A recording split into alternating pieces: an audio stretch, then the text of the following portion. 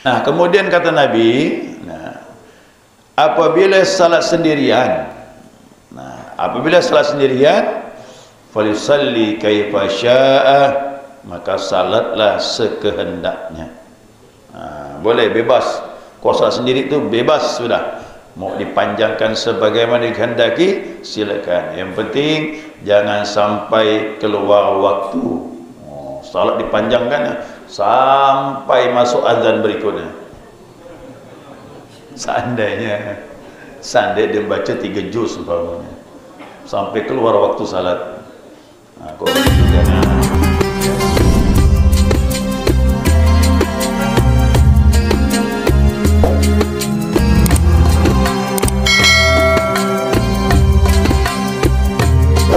Alhamdulillahirabbil alamin. Allahumma salli ala nuril anwar wa sirril asrar wa tiryakil aghyar wa miftahi babil yasar sayyidina wa maulana Muhammadin al-mukhtar wa alihi al-athhar wa ashabil akhyar adada ni'amillahi wa ibadahi.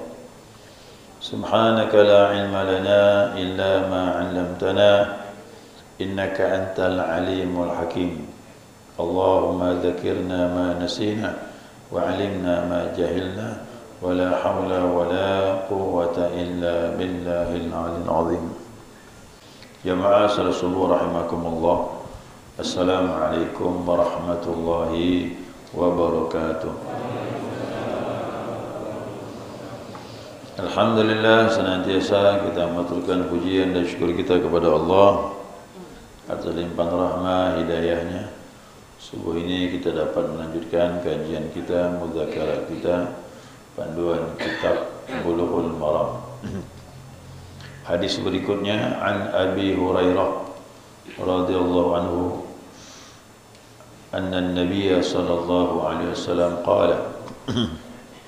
Dari Abu Hurairah, Allah radha kepadanya, sesungguhnya Nabi sallallahu alaihi wasallam telah bersabda, idza amma ahadukumun nas falyukhaffif wa inna fihum as-saghira wal kabira wad dha'ifa wa dzal hajati fa idza shalla wahdahu falyusalli kaifa syaa. Muttafaqun alaihi. Nabi bersabda, idza amma ahadukumun nas, nah, apabila salah seorang dari kalian menjadi imam bagi orang-orang, nah, falyukhaffif, maka ringankanlah, ringankan. Fa in fihumus saghira, sesungguhnya pada mereka itu ada anak-anak, wal kabira, ada orang tua, wal dha'ifa, dan juga ada orang yang lemah, wa dzal hajati, dan orang mempunyai keperluan, punya hajat. Fa idza shalla wahdahu, apabila salat sendirian saja, falyusalli kaifa syaa, maka salatlah sekehendaknya. Artinya boleh diperpanjang. Yang muttafaqun alaih, hadis disepakati kesahihannya yaitu Imam Bukhari dan Muslim.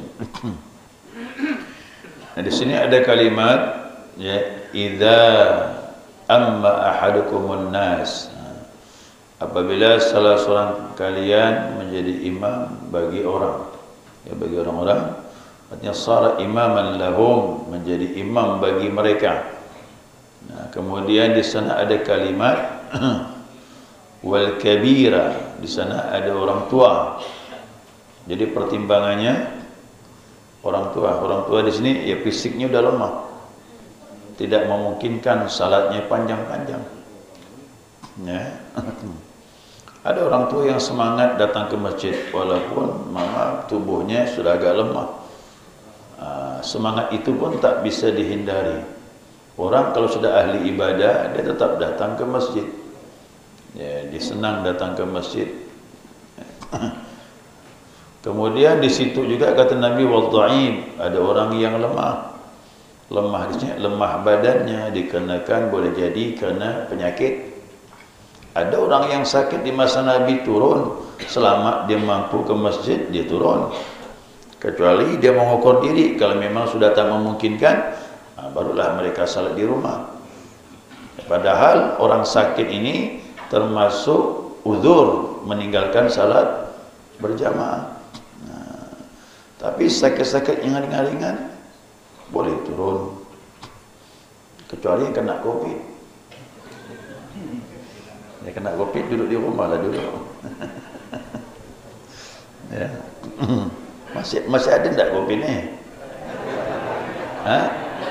Tahu lah ya. Boleh jadi ada, boleh jadi tidak, wallahu alam. Tapi saya meyakini penyakit itu pasti ada macam-macam penyakit. Tidak ke awas COVID kan, banyak penyakit. Nah, kemudian orang itu lemah boleh jadi dikarenakan kelelahan, capek. Ya, apa kan kita ini kan bermacam-macam aktivitas. Ada yang di kantor ringan, ya gampang tu dah. Tapi ada yang pekerja berat, buruh, itu dia tak mampu lama-lama tu. Nanti dia menggerutu dalam hati. Ini imam, aku dah capek kerja seharian surahnya panjang-panjang pula lagi. Itu. Jadi berjamaah ni memang ada aturan. Ya, tidak boleh menurut selera sendiri. Ya, pertimbangkan juga makmum. Kemudian di situ juga dikatakan wadzal hajati, ada orang yang mempunyai hajat, ya, ada kesibukan tertentu terhadap perempuan sama seperti ibu-ibu yang dibimbangkan dengan anaknya, ya, yang menyusui dibimbangkan akan menyusukan anaknya, dan memang tak dilarang perempuan ke masjid. Ya, ingat tuh, tidak ada larangan perempuan ke masjid. Jangan terlalu ekstrem. Ya, perempuan dilarang ke masjid, tidak boleh. Di masa Nabi itu ya, Nabi bilang dalam hadis yang lain, mungkin di belakang itu ada seorang ibu yang dibimbangkan tangisan anaknya, berarti ikut berjamaah. Maka imam jangan panjang-panjang. Ya, ada lagi yang menyusui, bahkan ulama menyatakan yang hamil juga tak bisa lama-lama berdiri, apalagi hamilnya di atas 7 bulan. Ini perempuan ni, bapak-bapak ni ya, renungan perempuan tu berat tu, hamil tu. Ya, anggaplah berapa kilo janin tu? Ada yang 3 kilo, yang paling besar 4 kilo. Coba bapak-bapak kasih beban di perut 3 kilo, jalan jauh-jauh. Berat tu bang. Ya, ibu-ibu tu nampak fisik lemah tapi kuat dia tu. 9 bulan tu lumayan tu. Makanya jasa seorang perempuan yang hamil tu tak bisa dibayar, kalah ibadah tahajud kita tu. Ya, kalah ibadah tahajud kita dengan perempuan tu. Makanya imam juga mempertimbangkan, ya, mempertimbangkan. Kemudian apa lagi? Ada juga orang yang berjamaah itu kalau salat zuhur ni ya, ingat salat zuhur. Salat zuhur tu biasanya orang udah makan belum? Udah makan. Mana banyak yang udah makan sebelum makan? Banyak yang belum makan. Imam panjang-panjang pula surahnya, perut lapar. Itu tak bisa khusyuk.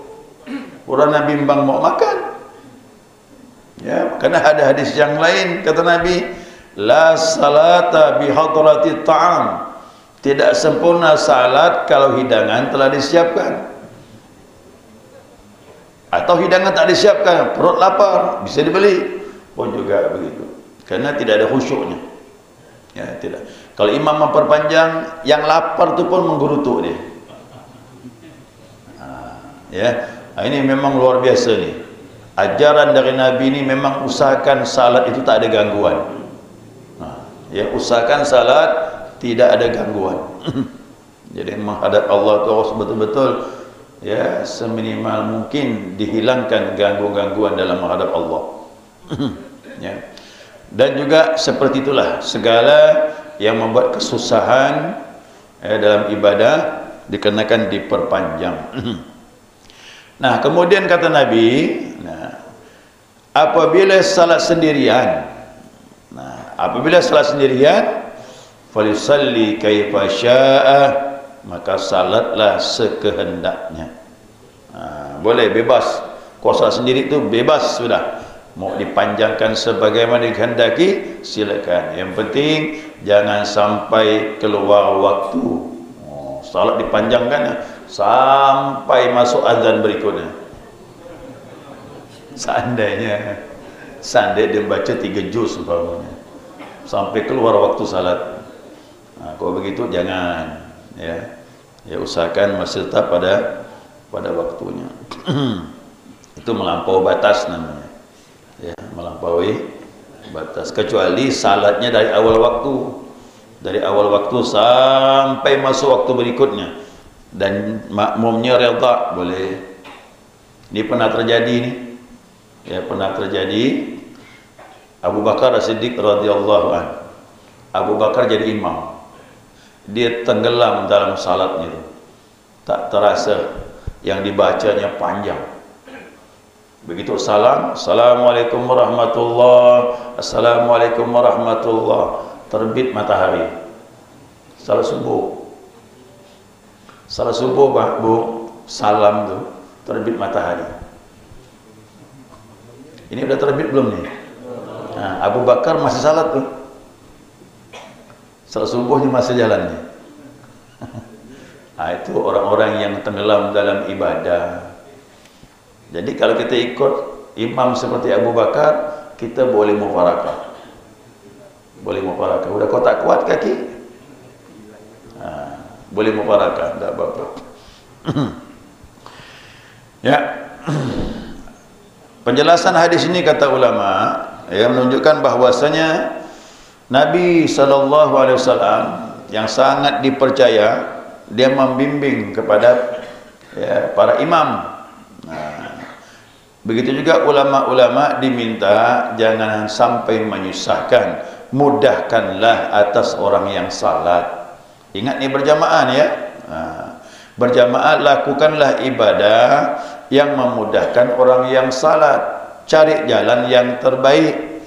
Jangan sampai membosankan dan juga jangan menyepelekan. Sedang-sedang saja. Salat tak boleh juga disepelekan. Cepat sekali. Susah makmum. Dan salat jangan terlalu dipanjangkan sehingga membuat makmum jenuh dan lelah. Begitu maksudnya. Makanya Nabi SAW memerintahkan untuk memperhatikan di dalam salat, ya, jangan sampai dipanjangkan. Ya, makmum mengeluh. Dan juga diringankan pun jangan terlalu cepat sehingga cacat ibadahnya. Ada yang orang cepat cacat, tidak ada tumakninah pun tak boleh juga. Tak dibolehkan. Khairul umur awsatuha, kata Nabi SAW. Sebaik-baik urusan, kata Nabi, pertengahan. Itu ideal. Maka Islam yang ideal pun Islam moderat, pertengahan, tidak ekstrem dan juga tidak tasahul, terlalu mempermudahkan. Jadi jangan enggak terlalu dimudah-mudahkan amat. Ni maghrib ni 3 rakaat, 1,5 ya lah. Seandainya itu sudah mencoreng Islam. Aturan sudah ada, cuma jangan lagi dimain-mainkan, dipermudahkan sehingga menyalahi syariatnya Nabi kita Muhammad sallallahu alaihi wasallam. Jadi sebagai urusan pertengahan, kata Nabi. Kemudian apabila salat sendirian, itu tadi bolehlah diperpanjang, kata ulama, karena sesuai dengan petunjuk Nabi. Ya, selama tidak khawatir sampai keluar waktu. Jadi hukumnya apa ini kita dapatkan? Dari hadis ini dapatlah suatu hukum. Ya, hukumnya apa? Disunnahkan meringankan salat. Ya, disunnahkan meringankan salat, memperhatikan keadaan makmum.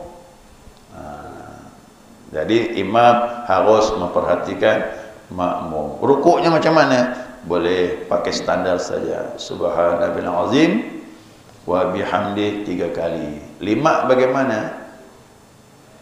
Boleh 5 kali. Kira-kira makmum masih bisa ngikut. Kok 7? Hah?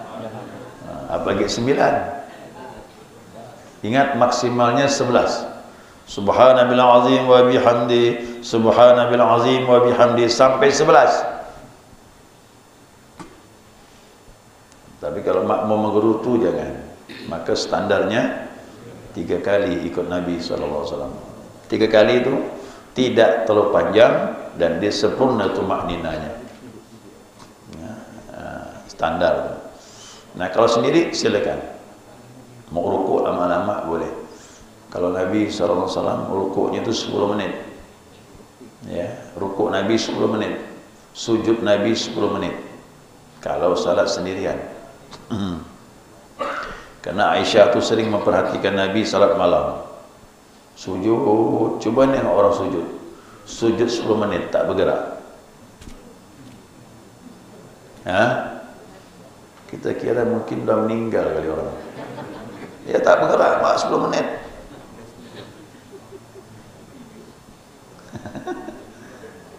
Kan begitu yang di video tu, di YouTube tu, yang meninggal dalam keadaan sujud. Orang salat ada 10 menit, tak sampai. Itu 10 menit sama wirid. Tapi kalau memang standar 10 menit sama wirid. Ini 10 menit sujud. Begitu orang salam disentuh, jatuh, tumbang dia. Meninggal. Hati-hati bapak-bapak salat sujud 10 menit. Isteri dah bimbang dah ni. Masih hidup ke enggak suami aku ni? 10 menit tak bergerak. Itu salatnya Nabi SAW. Sampai Aisyah datang, disentuhnya Nabi itu kaki Nabi. Allahu Akbar. Baru Nabi angkat dari sujud 10 menit. Kata Aisyah bilang, alhamdulillah suami aku masih hidup. Ya dikira dah meninggal. Jadi hendaklah sempurna ibadah itu dengan rukun-rukunnya. Ya. Diringankan tapi syaratnya sempurna rukunnya. Yang kedua, ya, hajat urusan dunia ini kata ulama termasuk uzur untuk meringankan salat, apalagi zuhur. Zuhur orang beraktivitas dan zuhur jangan panjang-panjang, disepakati ulama itu. Karena itu waktu beraktivitas, termasuklah asar. Ringankan salat pada waktu itu. Kenapa? Setelah salat orang kembali beraktivitas. Jumat dia begitu. Allah sendiri yang bilang, bukan lagi Nabi ni. Allah yang bilang, fa idza qudiyatis salatu fantashiru fil ardi wabtaghu min fadlillah. Apabila kau telah menyelesaikan salat Jumat, maka bertebaranlah, beraktivitas lagi mencari karunia Allah Subhanahu wa taala. Jadi imam harus betul-betul bijak. Ya, jangan menurut selera sendiri. Nah, kemudian ya, disebabkan kalau seandainya dipanjang-panjangkan orang ini beraktivitas urusan dunia, maka hatinya tak akan khusyuk menghadap Allah. Yang dipikirkannya pekerjaannya itu tadi. Jadi tidak juga salah mencari karunia Allah. Memang itulah waktu mencari. Allah bilang, aku jadikan siang untuk mencari karunia dan aku jadikan malam untuk istirahat. Jangan dibalik. Ini ada orang dibalik, siang tidur, malam kemana tu? Bahasa Melayu bilang malam merayau, siang tidur. Udah. Ini menyalahi kodrat. Allah jadikan siang untuk beraktivitas cari karunia Allah, malam istirahat. Tapi cari karunia tadi disuruh kita ingat kepada Allah Subhanahu wa taala. Ingat ya zikir tu. Jangan lupa zikir. Dengarkan ayat tadi. Fa idza qudiyatis salatu fantashiru fil ardi wabtaghu min fadlillah wa dzkurullaha katsiran. Cari rezeki pun suruh zikir. Ya, insya-Allah orang mencari rezeki sambil zikir, rezekinya diberkahi Allah. Ya, tidak akan salah jalan lah insya-Allah. Tidak akan mengambil hak orang, tidak akan menyalahi aturan Allah. Nah, itu kelebihan orang berzikir, cari rezeki. Nah, itu saja jemaah sekalian. Ini sudah kita singgung dahulu. Nah, cuma ini diperjelas. Yang kemarin saya singgung yaitu mengenai Mu'adz bin Jabal yang salatnya panjang-panjang, ditegur Nabi SAW. Ya Mu'adz, kau buat fitnah, kata Nabi. Ini adalah dia. Ya, ini diperjelas lagi agar kita bijaksana menjadi imam. Segera cukup, mudah-mudahan dapat dipahami. Nah, untuk selanjutnya kita mudzakarah. Silakan. Ya. Yang kedua, tahiyatul itu lebih pertama tahiyatul masjid waktu kita dalam keadaan hampir qomat itu. Jadi apakah qobliyah masjid tahiyat masjid di sini qobliyah subuh misalnya ya, udah mewakili qobliyah yang lain. Apakah itu sudah qobliyah yang itu sudah terangkum dalam tahiyatul masjid? Waalaikumsalam warahmatullahi wabarakatuh. Tahiyatul masjid, ya, tahiyatul masjid dengan qabliyah. Nah, kalau memang waktunya cukup, boleh kita urutan. Masuk ke masjid, tahiyatul masjid dulu, kemudian baru qabliyah. Kalau waktu memungkinkan, ya, kalau waktu memungkinkan. Atau kita datang ke masjid sedang azan, ya, sampai di masjid berdirilah. Kenapa orang berdiri? Kalau masuk ke masjid azan, kalau duduk hilanglah tahiyatul masjidnya. Karena tahiyatul masjid syaratnya jangan duduk. Nah, tapi kan dua kemungkinan. Kalau saya duduk, hilang tahiyatul masjid sambil mendengar azan. Tapi kalau mendengar azan berdiri, dua-dua dapat. Mendengar azan sunnah, menjawabnya sunnah. Nah, kemudian setelah azan langsung tahiyatul masjid kalau masuknya tadi sedang azan. Kira-kira saya tanya jamaah, coba jawab. Kalau kita masuk ke masjid sedang azan, selesai azan kita kerjakan tahiyatul masjid dan juga qabliyah subuh, kira-kira dapat enggak? Nah, udah kerjakanlah dua-duanya. Kita kan punya perkiraan seperti itu. Nah, tapi kalau seandainya datang ke masjid sudah azan, kita baru datang ke masjid nih, sampailah ke masjid, kita punya perhitungan. Kalau saya lakukan tahiyatul masjid, boleh jadi qabliyah subuh tak dapat, langsung iqamah. Nah, kalau begini keadaannya, jangan tahiyatul masjid langsung qabliyah subuh. Nah, kaidah yang telah dibuat oleh para ulama, tahiyatul masjid itu hilang fadilahnya kalau masuk ke masjid langsung duduk.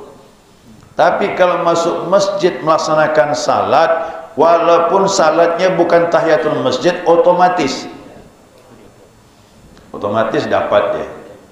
Nah, ya, saya salat di masjid, memang wudhu di masjid. Setelah berwudhu masuk ke masjid. Kalau menurut urutan, tahiyatul masjid dulu, kemudian sunnatul wudhu karena masih basah anggota tubuh, kemudian baru qabliyah. Tetapi perkiraan setelah berwudu masuk ke masjid yang memungkinkan salat cuma 2 rakaat, berarti langsung qabliyah. Ulama berpendapat dengan qabliyah itu otomatis tahiyatul masjid, sunnatul wudu pun terangkat. Jadi kita kalau di ilmu itu enak, kita ibadah itu, ya. Jadi langsung saja kepada yang paling afdalnya yaitu qabliyah. Ingat ya, qabliyah lebih tinggi. Wudu, sunnatul wudu, tahiyatul masjid itu di bawah qabliyah itu. Ya, walaupun qabliyahnya ghairu muakkadah. Atau ghairu muakkadah. Seperti qabliyah maghrib. Qabliyah maghrib lebih tinggi daripada tahiyatul masjid. Maka saya heran ada masjid yang qabliyah maghrib tak dilakukan, langsung iqamah. Padahal qabliyah maghrib itu bukan muakkadah, tapi lebih tinggi daripada tahiyatul masjid, sunnatul wudu. Itu dia. Ya. Faham ni Pak ya? Maksud yang kedua tadi. Apa tadi kedua tu? Waktu Nabi salat disentuh oleh isteri beliau. Nah, apakah batal wudunya? Ini ihtimal kata ulama. Ihtimal, tidak ada kepastian. Karena Nabi itu salat pakai pakaian, dan pakaian Nabi itu jubah. Kalau yang disentuhnya tubuh Nabi tapi ada pakaian, tak batal. Ya. Saya bawa isteri gonceng, udah wuduk di rumah ni. Ayo kita pergi manakib. Isteri pun naik gonceng lah. Tak mau megang saya. Apa pula? Batal wuduk. Yang kau pegang apa? Kulit ke kain? Kain. Pegang pinggang ni kain, baju ni. Kalau ada baju tak batal. Yang batal tu kulit dengan kulit. Yang batal tu nantilah di kamar, batal lah tu. Kalau cuma megang badan, ada baju dan sebagainya, tak batal. Ya, tak batal. Jadi hadis itu ihtimal. Ya, boleh jadi kerana Nabi menggunakan pakaian yang rapi. Kerana Nabi kalau salat itu pakaiannya kan panjang, pakai gamis dan sebagainya. Nah, itu kemungkinan kedua. Yang ketiga,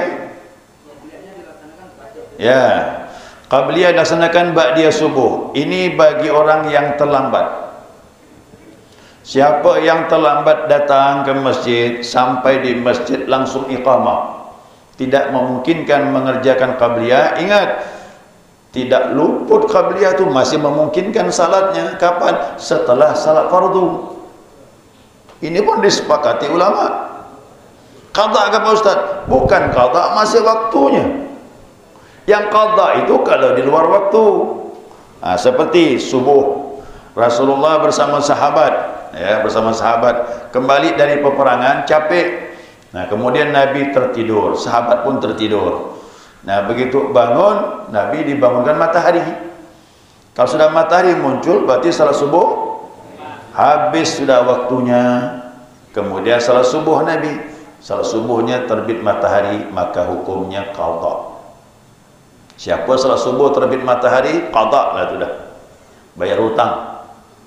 Nah, dalam hadis itu Nabi tidak langsung salat subuh, tapi Nabi kerjakan qabliyah subuh dulu. Qabliyah subuhnya pun diqadha sama Nabi SAW. Nah, setelah mengqadha qabliyah subuh, baru qadha salat subuh berjamaah. Ya, qadha salat subuh. Nah, berarti Nabi mengqadha itu kalau di luar waktu.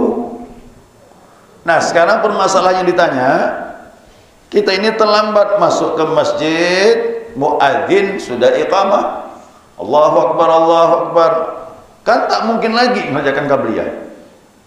Udah, jangan susah, biarkan dulu subuh dulu berjamaah. Setelah subuh berjamaah, udah salam selesai sudah, baru kerjakan qabliyah. Kok majlis taklim macam mana Ustaz? Sempat masih. Begitu salam apa ini, saya pun salam di depan begini, nunggu meja diambil, ngeletakkan ini, ngambil mic, itu ada kesempatan masih. Cuman dipercepat. Cukup baca Al-Fatihah saja, insya-Allah 2 menit selesai. Ya, mungkin tak sampai. Ya, langsung ambil di pinggir tu boleh, di belakang pun boleh, ibu-ibu silakan. Bapak-bapak tak enak di teras sana pun boleh. Dipercepat. Nah, begitu mulai masuk. Apalagi baru dibacakan. Oh, masih sempat. Kan belum dibahas. Ya kan, baru dibacakan, sempat insya-Allah. Ya, jangan malu, tidak masalah. Gini kan dah belajar semua kan. Jadi kalau seandainya ada yang terlambat datang, tak sempat qabliyah, setelah salat dia mengerjakan qabliyah, jangan dikucilkan, diomongkan, itu dah belajar dah.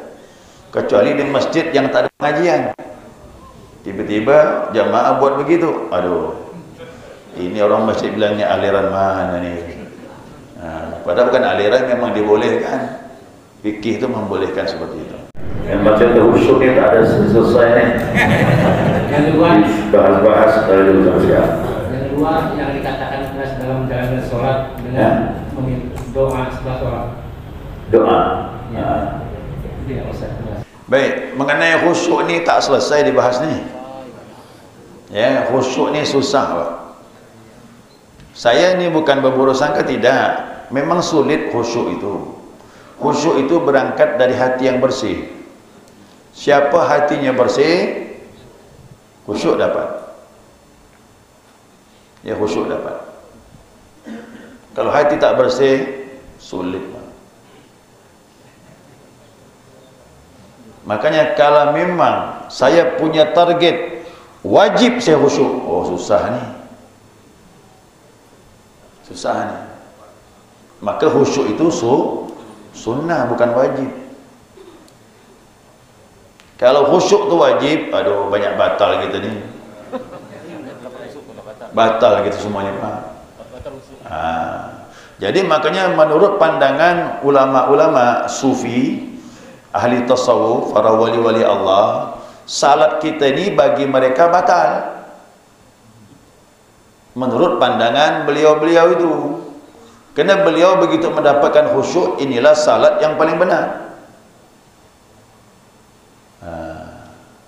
Jadi khusyuk, untuk mencapai khusyuk macam-macam metode.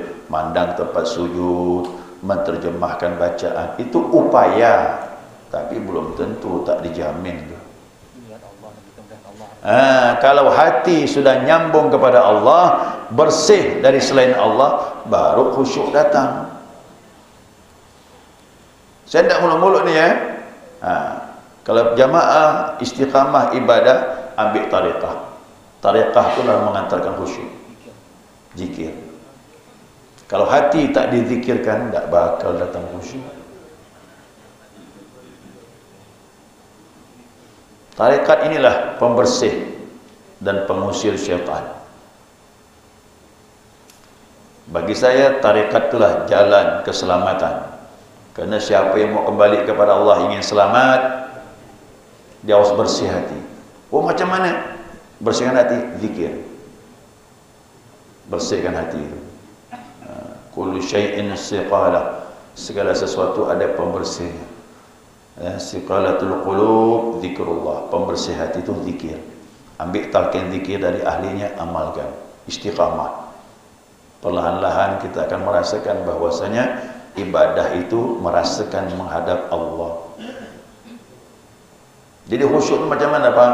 Hatimu merasakan menghadap Allah dalam salat, itulah datangnya ketenangan. Yang tak khusyuk, yang sebaliknya, tak khusyuk. Begitu takbir Allahu Akbar, dah terbang dia. Ingat utang, ingat kawan, ingat anak, ingat duit, ingat kunci. Kunci pun ingat. Nah, begitu tadi lupa, letih cari kunci mobil, kunci motor. Begitu salat, keluar dia. Oh, di sini kunci tadi. Tak bisa, Pak. Itu dah lumrah seperti itu dah. Saya pun mengalami itu. Tapi saya berusaha sekarang dengan tariqah, ya, perlahan-lahan Allah berikan ada ketenangan di hati dalam ibadah. Tariqah ni kuncinya. Mau belajar khusyuk, ikut tariqah. Ilmunya tasawuf. Jadi salat ini tidak main-main, kata Allah. Allah sendiri bilang, inna wasta'inu bis sabri was salah innaha lakabiratun illa al khashi'in. Salat ni berat, kata Allah. Salat itu berat. Yang ringan tu apa? Bagi orang yang khusyuk. Kalau yang khusyuk, salat tu ditunggunya, Pak. Belum masuk waktu azan dah gelisah dia. Mau cepat-cepat. Tu orang khusyuk begitu. Tapi kau tak khusyuk, azan, masih baru azan, nantilah. Gitu habis azan selesai, oh belum iqamah, kata dia. Belum iqamah. Udah iqamah nih, oh belum takbir. Udah takbir, baru 1 rakaat. Jadi selama masih beban, tak datang khusyuk. Saya tak tahu hati jamaah. Ayo, jawab sendiri. Salat ni beban atau tidak? Kalau masih beban, bayar. Ya. Allah bilang tu salat ni berat. Ya, kecuali bagi orang yang khusyuk. Siapa tu? Allazi yazunnu mulaqu rabbihim. Orang yang dalam sangkaannya bertemu dengan Tuhan. Coba salat. Allahu Akbar. Rasakan bertemu dengan Allah dalam salat itu. Ada tak? Kalau ada, bisa khusyuk. Kalau tidak ada, tidak bakal khusyuk. Jadi memang pembersihan itu perlu. Jadi tarekat tidak bisa tidak. Saya sudah belajar tadi dah. Kaji tafsir, kaji tauhid, ujung-ujungnya zikir ni lah yang bersihkan. Maka lihat penggerak negeri kita ini, pembawa daripada agama Islam di negeri Nusantara ni, semuanya sufi wali Allah. Kalau bukan wali Allah, tidak bisa Islam di Indonesia. Semuanya orang bertarekat semua. Coba buka sejarah, siapa dia? Tokoh-tokoh Islam, semuanya sufi, semuanya wali Allah. Imam Bonjol di Ponorogo, Yusuf Makassar, ya, semuanya sufi. Termasuk Sultan Agung Sultan Hasanuddin tu anaknya Syarif Hidayatullah, Sunan Gunung Jati. Semuanya sufi. Maka sufi itu pegangannya la ilaha illallah. Dilawan yang penjajah itu mana dia takut? Udah la ilaha illallah bersarang di hati, mana boleh takut? Jadi sekarang yakni dipitnah macam-macam sufi tarekat ni. Yang memfitnah tu pak pesanan tu memang mau merusak Islam. Kata ulama bilang syaitan tidak akan diam kalau orang mengamalkan tarekat ni.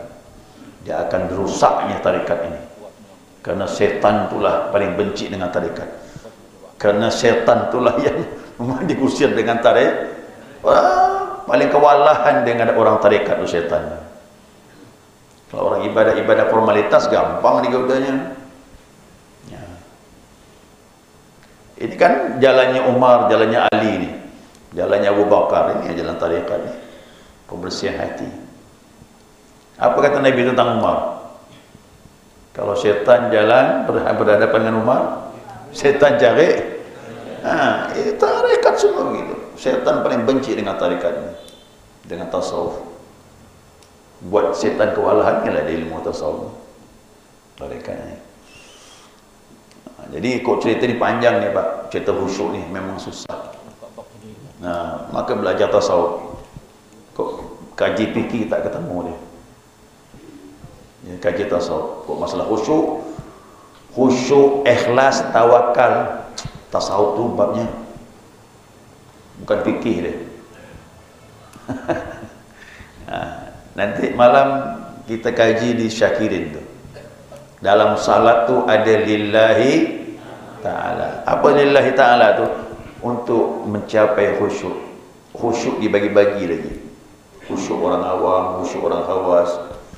Nanti insyaAllah nanti malam di Syakirin. Kan masalah niat tu. Ya, niat dalam salat tu. Makanya niat lillahi ta'ala tu sunnah, tidak wajib. Lillahi ta'ala sunnah, tidak wajib. Upaya untuk mencapai khusyuk. Ya, upaya untuk khusyuk. Jadi saya tak bisa bicara banyak lah ni tentang ini. Bukan forumnya. Panjang lebar pembahasan khusyuk ni. Ya, selama hati ya masih jauh dari Allah, masih ada selain Allah yang masuk, khusyuk sulit. Tapi tetap kita harus taat. Taat tu pertama terpaksa, wajib tu. Memang semua ibadah begitu. Taat dulu. Lawan lu ni. Biar beratlah salatnya, lawan ada. Sambil kita belajar bersihkan diri, mudah-mudahan ibadah menjadi sesuatu tidak lagi beban. Ibadah menjadi sesuatu yang kita butuhkan. Itu perlu waktu. Ya, perlu waktu. Jadi ikhlas khusyuk itu bab tasawuf, bukan bab fikih ini. Kuncinya pada hati. Dulu saya punya kawan ya, ikut SQ. Pak Ginanjar tu. Biasanya kan di kantor itu kan biasa ada pelatihan rohani, didatangkanlah HQ tu. Ya, 1 jam 2 jam, ya, dipasangkan sound di ruangan itu supaya orang terasa terharu, penjelasannya tentang Tuhan. Lama-lama orang menangis orang tu. Nah, ini belajar khusyuk namanya. Tapi waktu itu ya menangis. Pulang ke rumah besok balik asal lagi. Karena suasana itu dibuat memang terharu dan sebagainya, irama-irama dimunculkan sambil dia menjelaskan tentang Tuhan, wajib bersyukur nikmat yang begitu banyak, kenapa menyembahnya asal-asalan, macam-macam. Akhirnya orang menangis. Kata kawan saya si Toto, 1 jam Pak Ustadz baru saya nangis, kata dia. 1 jam baru saya nangis, kata dia. Dibuatnya begitu. Tapi begitu saya pergi ke Suralaya sama kawan saya, mandang wajah Abah Hanom ya nangis, kata dia. Tak perlu 1 jam, mandang wajah beliau nangis langsung. Luar biasa setrum itu. Nah, itulah saya bilang, ketemu orang begini ini, kata bilang tak bisa dibuat-buat, langsung mendidih hati, menangis. Ya, kami juga begitu sama jamaah datang. Padahal suaranya kecil, suara Abah tu udah ke dalam dah. Saya duduk, tolong doakan kami, Abah. Abah angkat tangan gini, tangan dia lemah gini, lehernya gini. Suaranya kecil sekali, tapi saya ini bergetar badan saya, bercucuran air mata. Suara kecil ya, tak kedengaran. Mata kita bercucuran ni. Doa dia tu, Masya Allah. Saya sama kawan pun nangis gak, kata dia. Apa gini ni, kata dia. Dari ujung rambut ke bawah ni bergetar rasa. Itu saya bilang. Jadi dekat dengan orang begini dia ada nur, cahaya Allah SWT. Makanya belajar dan khusyuk dengan beliau itulah dia pakarnya. Ya, orang dekat sama Allah pasti khusyuk ibadahnya. Jadi kuncinya bersihkan hati, dekatkan dia, dapat khusyuk. Ya. Nantilah kita belajar tauhid kan ada di Darul Mutakin, Syekhul Islam. Nah, itu khusus kita kaji mengenai ini, mengenai khusyuk dan sebagainya, ada bab khusus. Baik, sekali itu subhanakallahumma wa bihamdika asyhadu an la ilaha illa anta astaghfiruka wa atubu ilaik. Allahumma shalli ala Muhammad. Wassalamualaikum warahmatullahi wabarakatuh.